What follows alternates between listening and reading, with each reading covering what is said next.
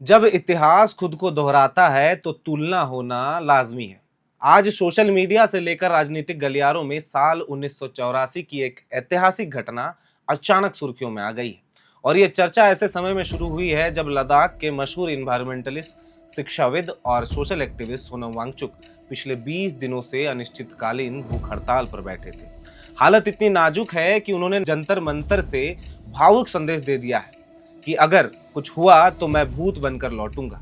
किसी भी तरह 20 जुलाई तक जिंदा रहूंगा और नहीं आए और 20 जुलाई सफल नहीं रहा तो मैं भूत बन के आऊंगा। इन सबके बीच आज सुबह उन्हें Delhi police Bombay high court के ऑर्डर का हवाला देकर जबरन उठाकर अस्पताल में भर्ती कर देती है। दिलचस्प पहलू यह है कि आज से ठीक 42 साल पहले यानी साल 1984 में लद्दाख की बर्फीली वादियों में ऐसा ही एक अनशन हुआ था। और उस आंदोलन की गूंज इतनी ज्यादा थी कि देश की तब की प्रधानमंत्री इंदिरा गांधी को खुद दिल्ली से लेह जाना पड़ा था और अपने हाथों से जूस पिलाकर वो अनशन तुड़वाना पड़ा था। आज जब वांगचुक जंतर मंतर पर अपनी मांगों को लेकर अनशन कर रहे हैं, तब उनकी तुलना उनके पिता के आंदोलन से की जा रही। पिता सोनम वांग्याल से लेकर बेटे सोनम वांगचुक तक 2 पीढ़ियों के इस आंदोलन की पूरी इनसाइड स्टोरी क्या है, वांग्याल ने कैसे जनता की मांगों के साथ राजनीति में एंट्री ली, आइए तसल्ली से समझते हैं। नमस्कार, मेरा नाम है विकास कुमार और आप देख रहे हैं अर्ना। दरअसल सोनम वांग्याल की कहानी शुरू होती है अक्टूबर 1947 में, जब पाकिस्तानी कबायलियों ने लद्दाख पर आक्रमण करने की कोशिश की।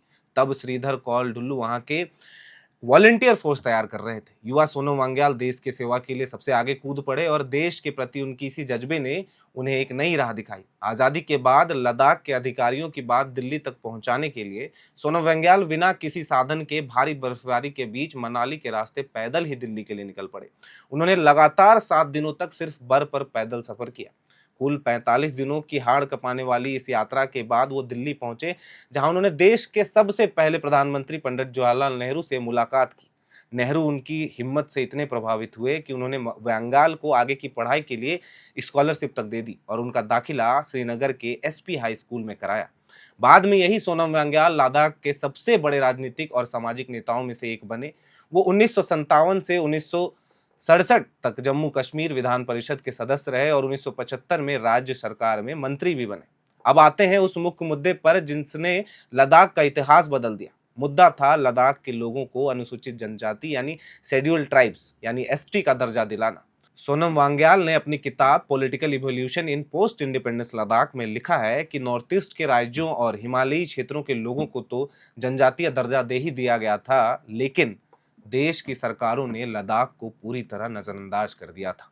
लद्दाख के लोगों को डर था कि अगर उन्हें संवैधानिक सुरक्षा नहीं मिली तो उनकी संस्कृति और पहचान खत्म हो जाएगी।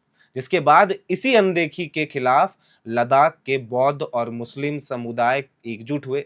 सरकार की बेरुखी से तंग आकर सोनम वांग्याल ने पहली बार 15 जनवरी से 30 जनवरी 1982 तक लगातार 16 दिनों की भूख हड़ताल की। आंदोलन बड़ा हुआ, लेकिन दिल्ली की सरकार के कान पर जू तक नहीं रेंगी। इसके बाद आया साल 1984। मांगे पूरी न होने पर वांग्याल ने एक बार फिर आमरण अनशन पर बैठ गए। इस बार आंदोलन की आग इतनी तेज थी कि पूरे लद्दाख का कामकाज ठप हो गया।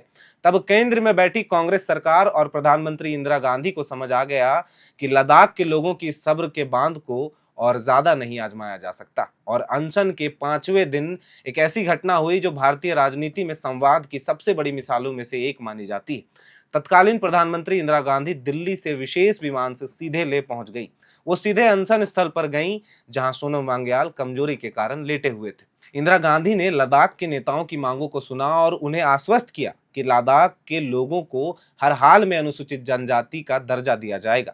जिसके बाद इंदिरा गांधी ने खुद अपने हाथों से सोनम वांग्याल को जूस पिलाकर उनका वो ऐतिहासिक अनशन तुड़वाया।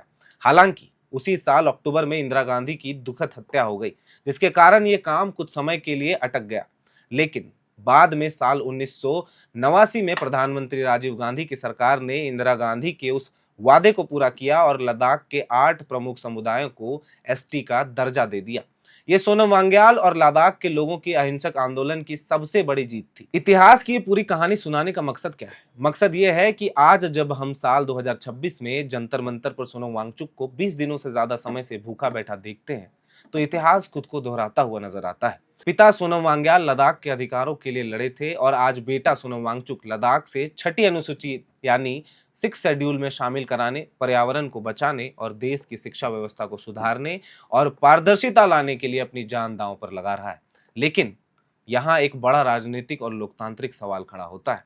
साल 1984 में जब एक नेता अनशन पर बैठता था तो देश की प्रधानमंत्री खुद चलकर लद्दाख जाती थी, विपक्ष के नेता भी संवाद करते थे। लेकिन आज जब देश का एक बड़ा इनोवेटर और शिक्षाविद जंतर मंतर पर भूत बनकर लौटने की बात कर रहा है तो सत्ता के गलियारों में एक अजीब सी खामोशी है। उल्टा उन्हें जबरन अस्पताल में भर्ती कर दिया जाता है।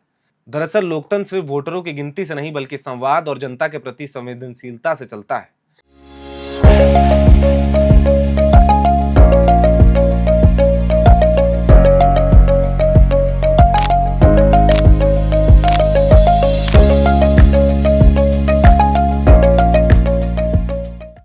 क्या आज की सरकारें इतिहास की इन पन्नों से कुछ सीखेंगी? क्या सोनम वांगचुक की जायज मांगों पर संवाद का रास्ता खुलेगा और क्या सोनम को इस तरह अस्पताल में भर्ती करना सही है?